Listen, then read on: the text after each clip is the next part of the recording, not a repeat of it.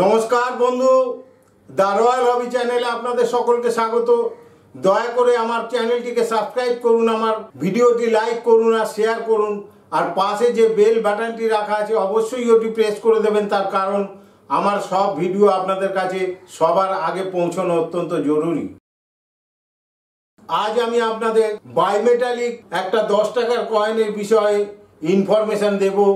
এই 10 টাকার coin RBI release করে 2005-এ এবং 2005, 2006 এবং 2007 এই পর্যন্ত এই কয়েনটি মিন্টেজ হয়েছিল। এবং বাইমেটালিক নিকেল ব্রোঞ্জ কয়েনের ওজন হচ্ছে 7.71 গ্রাম, 27 মিলিমিটার সার্কুলার কয়েন এটি। আপনারা হয়তো জানেন 1 টাকা, 2 টাকা, 5 টাকা এবং 10 টাকার ক্রস কয়েন মার্কেটে আরবিআই জেনারেল সার্কুলেশন করেছিল 2004 থেকে 2007 পর্যন্ত।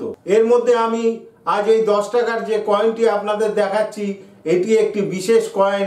তার কারণ ইন্ডিয়ান কয়েনে ক্রস কেন থাকবে এইটা নিয়ে একটা মুভমেন্ট হওয়ার পর এই কয়েন মিন্টেজ বন্ধ করে দেয় আরবিআই। এবং যত কয়েন ছাপা হয়েছিল সেই কয়েনটা পর্যাপ্ত ছিল না বলে এই কয়েনের বেশ কয়েকটি সালের কয়েন অত্যন্ত দামি এবং স্কেয়ার কয়েন বা রেয়ার কয়েন হয়ে যায়। তার মধ্যে অন্যতম হলো 10 টাকার 2005-এর এই ক্রস কয়েন। 2005, 6, 7-এর মধ্যে 2005 এবং 2007-এর কয়েনটি স্কেয়ার কয়েন, 2006-এরটি কমন কয়েন। তাই বন্ধু, আমি আজ আপনাদের শুধুমাত্র 2005-এর কয়েনের যে দাম কয়েনেজ বইতে দেওয়া আছে সেই দামটি আপনাদের সামনে অবশ্যই তুলে ধরবো। তার আগে আপনাদের জানাই যে 2005-এর এই 10 টাকার কয়েনটি যেহেতু স্কেয়ার, সেহেতু মার্কেটে এই কয়েন কিন্তু অনেক বেশি দামে বিক্রি হয়ে থাকে। আর এই কয়েন যদি আপনাদের কাছে থাকে তার কন্ডিশন যতই খারাপ হোক না কেন সেটা অবশ্যই বিক্রয়যোগ্য। ইউএনসি হলে তো কোনো কথাই নেই। 2005-এর বাইমেটালিক নিকেল ব্রোঞ্জ কয়েন শুধুমাত্র নয়ডা মিন্ট থেকেই মিন্টেজ হয়েছিল 2005, 2006 এবং 2007-এর কয়েন। এই কয়েনের আরও একটি বিশেষত্ব আছে, যেটা হলো আপনারা কয়েনের যে অরিজিনাল ছবিটা আপনারা দেখছেন, অরিজিনাল ছবিতে পিছন দিকে যে ক্রসটা আছে তার যে ছবি দেখছেন তার সাথে আপনারা অন্য একটি কয়েনে দেখুন এই ক্রসটি কেমনভাবে সরে গেছে এবং সেটা পাশের ক্রসের থেকে সম্পূর্ণ আলাদা। তাই এই ধরনের মিসপ্রিন্ট কয়েন কিছু মার্কেটে এসেছিল এবং সেই মিসপ্রিন্ট কয়েনগুলো যদি ঠিক এই ধরনের ক্রসের কয়েন হয় তাহলে কিন্তু তার দাম আরও অনেক বেশি। কয়েনেজ বইতে এই কয়েনের যে দাম দেওয়া আছে তা হলো মিনিমাম 175 টাকা এবং তার উপরে 250 টাকা। যদি জেম ইউএনসি কয়েন হয় তাহলে অবশ্যই 250 টাকা পাবেন।